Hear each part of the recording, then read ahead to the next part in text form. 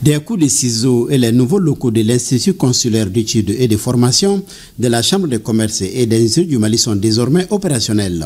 C'est un grand pas qui vient d'être franchi dans la formation et le renforcement des capacités des acteurs du secteur privé.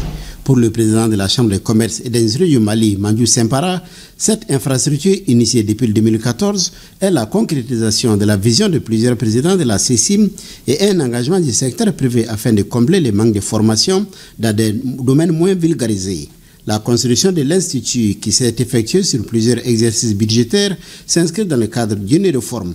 Plusieurs filières sont ouvertes au sein de l'Institut. Il s'agit entre autres des filières techniques et tertiaires. Des programmes de formation qualifiante et de formation au métier existent aussi. Nous avons donc conçu cette école pour en faire une formation initiale et continue en même temps qu'elle est adossée à un centre de maintenance industrielle qui prendra en charge le dépannage de toutes les industries locales dans tous les domaines, car les machines-outils, les machines de production, même l'automobile courante que nous utilisons ont aujourd'hui besoin de technologies avancées. Ce qui fait de l'école une véritable école pratique au service de la demande de l'industrie. L'école que nous allons visiter aujourd'hui est composée de 4 départements. Un département de l'administration évidemment, un département d'accueil des apprenants, une salle amphithéâtre qui va servir de cours en même temps que d'événements culturels et un large plateau multifonctionnel pour les travaux pratiques.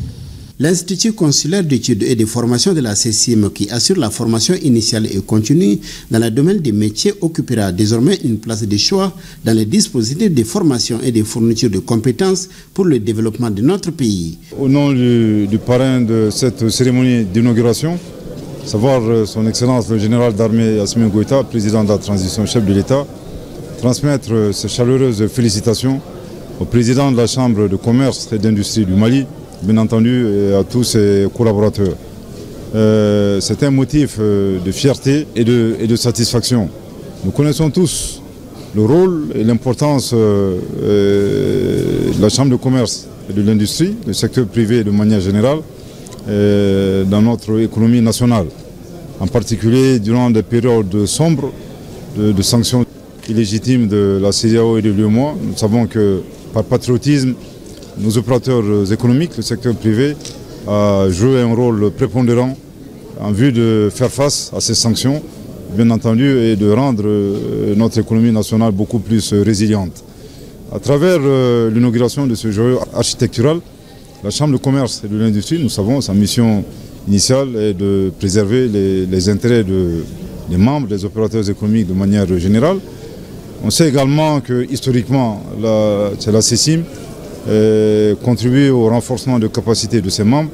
Mais je pense qu'aujourd'hui, avec cette nouvelle orientation, elle va bien au-delà de sa vocation initiale de renforcement de capacités de ses membres. Grâce aux formations diplômantes et aux formations qualifiantes, elle arrive à la fois à trouver la parfaite adéquation entre la formation et l'emploi. Bâti sur une superficie totale de 2860 m², le bâtiment et les équipements ont coûté 1,5 milliard de francs CFA. Les locaux réalisés à 2 niveaux comprennent 17 salles de classe, une salle polyvalente, un amphithéâtre de 200 places équipé, une cantine, une salle de gym et plusieurs autres commodités.